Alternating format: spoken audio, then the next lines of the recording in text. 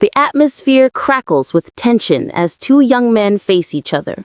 The blonde-haired man, looking agitated, warns the other, Muzi-kin, are you really want to scramble with Ye? If you pissed off him, he will definitely deal with you. Muzi-kin, with a cold, unyielding gaze, merely scoffs at the threat. I do not scare. The argument continues, becoming more heated. A voice shouts, cutting through the air with a forceful accusation. Only the lower bodies of the men visible. You're crazy! Later, in an empty sunlit room, a young woman with pink hair stands hesitantly near the doorway. Her expression is anxious, her eyes wide with worry. She clutches her bag, clearly conflicted about being here. Her worries fade into a soft, glowing memory. She recalls a moment with the man in the white suit, perhaps the very person she is afraid to meet. In this recollection, she looks up at him with pure devotion, and he gazes back with a captivating intensity, their hands almost touching. This memory of tenderness contrasts sharply with her current hesitation. A close-up reveals the woman's pensive profile. Her inner thoughts are revealed in a quiet reflection. He seems busy recently. The thing, maybe not meeting, would be better.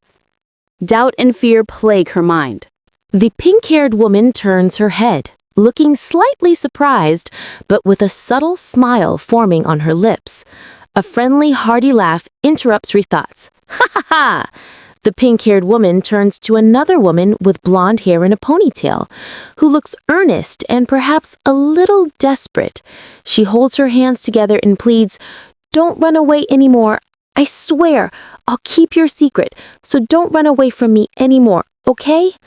The pink-haired woman reaches out and clasps the other's hand, a sign of reconciliation and gratitude.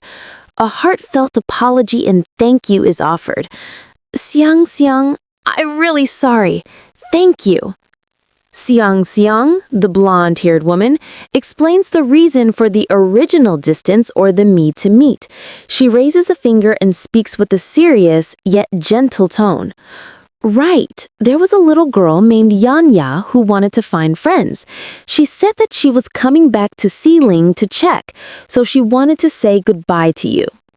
Just as the conversation seems to reach a calm moment, the sound of an urgent phone call breaks the scene. An arm is shown, holding the bag, as the onomatopoeia indicates an outside interruption. Ring! The ringing phone is answered, and the pink-haired woman, identified here as Yingfa, listens with a wide-eyed, surprised expression while her friend Shang stands beside her. The voice on the other end is identified as Nangong Li, offering an invitation. Hi, I'm Nangong Li. Yingfa, are you free tonight? I would like to invite you to my house for a meal. By the way, discussing the script. The scene shifts, revealing a majestic multi-storied white mansion with ornate balconies and columns, bathed in bright sunlight under a clear blue sky. This is clearly the home of someone wealthy and influential. Yingfa has arrived. Dressed in her skirt and white top, she stands by the steps of the grand entrance looking up at the imposing structure. Her long pink hair flows down her back as she prepares to face the owner of this lavish home. A vivid image of her dancing or being held close by a man in a dark suit flashes across her mind. She reflects on the nature of their relationship and the man's appeal, but is anchored by a painful past experience, suggesting the man in the memory is Nangong Li, or the Yi character mentioned earlier. Her inner voice speaks with deep regret. If not that I had ever been tortured so much. If I and him knew each other in another situation, maybe I would be attracted to him. The painful memories quickly resurface, shown in an overlay of her weeping while curled up. Yingfa closes her eyes, her face drawn in visible distress, confirming her apprehension as her thoughts focus on the man. But that man is really so scary. Just inside the door, Yingka stands still, her hands clasped tightly over her chest, trying to steel her nerves and calm her heart. Despite her fear of the house's owner, she remains composed on the surface. Suddenly, her anxiousness is broken by a rush of pure joy. A younger girl with dark hair and a bright smile runs up to her, holding out her hands in excitement and shouting, "Sister Kaka!" The scene is filled with hearts and a bright pink background, indicating the warmth of their reunion.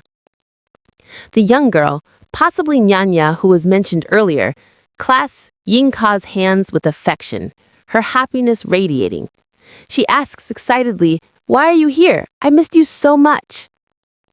The two embrace warmly, but in the background, Yinka has a moment of realization about the true purpose of the invitation. Her inner voice acknowledges her friend's earlier warning. It seems wanting me to come here is really the intention of Nangong Li, not related to Nyanya. Just as she understands the manipulation, a new voice, likely Nangong Li's, cuts in with a lavish welcome, confirming her suspicion of his intentions. "I bought you a lot of gifts. Let me take you to see it." Nangong Li's voice rings out as he gestures toward a table laden with expensive shopping bags, some marked with the word design. His instruction is firm and possessive. "You try the outfits I bought." Yinka stands in a room with pink-striped wallpaper looking down at the clothes. Her hands lightly touch the straps of her shirt, indicating a moment of self-consciousness or reluctance about changing clothes in this environment. As she prepares to change, her mind is flooded with intrusive thoughts. A close-up of Nangong Li's face flashes into her memory, showing him looming over her with an intense, knowing smile. She fights the memory and the attraction it represents. "What's wrong with me? Why do I always think that man since coming here?" The dramatic tension escalates.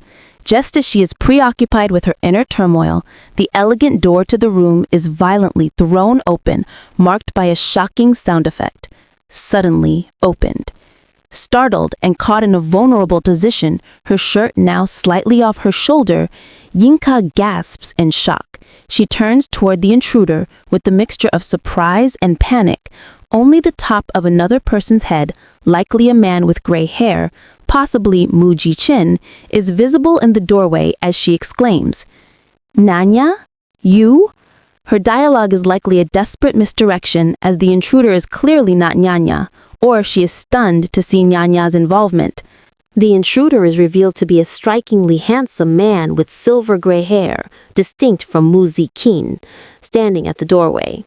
He appears stunned, a slight flush rising on his face as he takes in the sight of Yinka, who is partially disrobed and covering her shoulders. Before anyone can speak, a burst of speed lines indicates a rapid movement. The pink, heart-patterned slippers on someone's feet, likely Nyanya's, are shown dashing away quickly, suggesting the little girl realized the awkward situation and fled.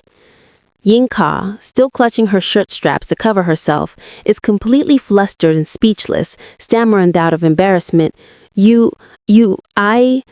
The silver-haired man is equally mortified.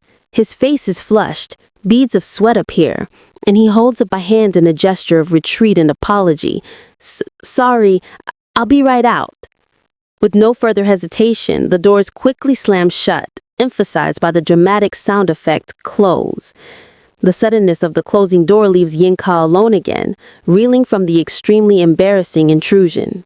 A playful younger girl, holding onto the arm of an older girl, grins widely and teases her. "Ha ha! Brother Lai saw Sister Kaka changing the dress. Maybe you should marry him." The older girl, looking slightly flustered, quickly refutes the suggestion. "Don't talk nonsense. He still hasn't seen anything." Ignoring the threat, the younger girl focuses on her fantasy and joyfully continues to chant about the ideal outcome. "Couple, couple." The older girl, exasperated by the persistent teasing and argument, delivers a firm warning. "If you still say nonsense, I'll leave here and not mind you anymore." The younger girl continues to press the issue, using the contractual and visual entanglement as a reason for marriage.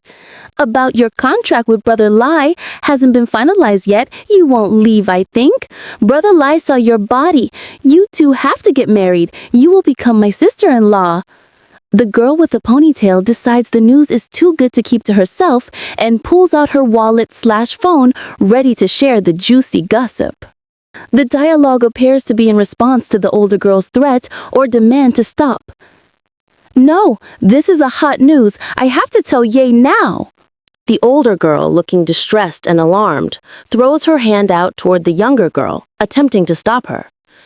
Nyanya, don't talk nonsense. The younger girl, Nyanya, ignores the plea. She holds up her phone, her expression maintaining a confident and slightly mischievous smile, having already initiated contact with the person she wanted to share the news with. A close-up shot shows the phone screen, confirming that the younger girl is receiving a call from Ye Kaka. The older girl's words are overlaid in a speech bubble, addressing the person on the other end of the line. Nyanya, you are by her side. The younger girl, still smiling, confirms her location and immediately jumps into the exciting news, suggesting the call was placed at a very opportune moment. Nyanya's response? That's right, she's in my room. Nyanya's question to the caller? Ye Kaka, do you know what happened just now? A partial view shows the younger girl, Nyanya, holding the phone close to her mouth, presumably to continue relaying the hot news to Ye Kaka with a wide, satisfied grin.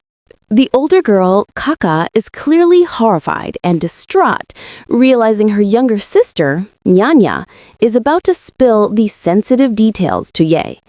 She shouts her name in a final, desperate attempt to stop her. Nyanya! Kaka's fear turns into an inner thought bubble, expressing her profound concern that her private situation will be misunderstood by Ye. Inner thought. Nangong Li still hasn't seen anything, but if Nyanya says such nonsense, Ye will surely misunderstand.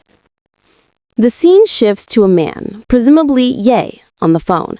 He appears preoccupied, perhaps tired, as he holds the phone to his ear. He responds to the younger girl's urgent opening question. What news? While the conversation continues on the phone, Kaka is focused on Ye, noticing his weary appearance despite the drama unfolding. She is drawn away from the immediate panic by a small moment of concern or reflection about him. Inner thought narration. His voice sounded tired. He also have moments of tired? The younger girl, Nyanya, beams triumphantly, seizing the opportunity to deliver the hot news about Kaka. She dramatically reveals the full, albeit embellished, story. Just now, Kaka's sister is changing clothes, but unfortunately, Brother Lee saw it. Ye, looking stern and intense while on the call, receives the final, crucial question from the younger girl, Nyanya. The panel includes his brief, non-committal silence. Nyanya's question to Ye. Ye Kaka, you think should they get married? Ye's response. Pause. A significant pause. As the conversation concludes, Kaka, the older sister, realizing the full extent of the misunderstanding and the potential trouble, turns to Nyanya, the younger girl, with a desperate plea for help. Kaka, do you hear me? When you come back, you gotta help me. Ye's expression suddenly softens into a knowing smile as he delivers a statement of absolute reassurance directed towards Nyanya, presumably the younger sister. Your Lee brother only likes you. Except you, he will never notice any other girl. Nyanya is taken aback by Ye's response, which seems to contradict something she knows about Lee and his past statements.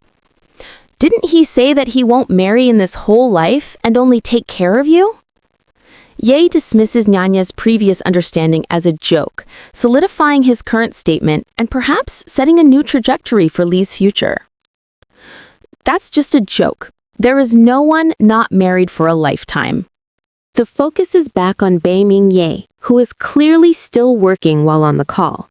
He confirms his intention regarding the marriage suggestion before smoothly diverting the conversation away from the adult problems and back to the younger girl's life. Bei-ming Ye. He will definitely do it. Children do not care about the problem of adults. How are your examinations? Kaka.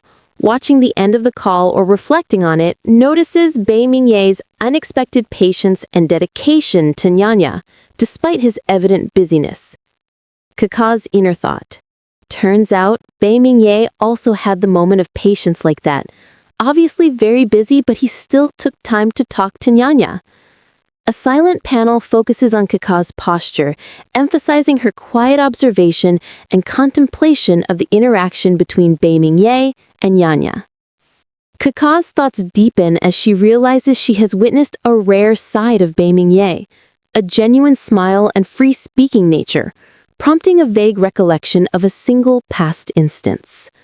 Kaka's inner thought. I have never seen Bei Mingye smile and talk freely like this. No, there is one times.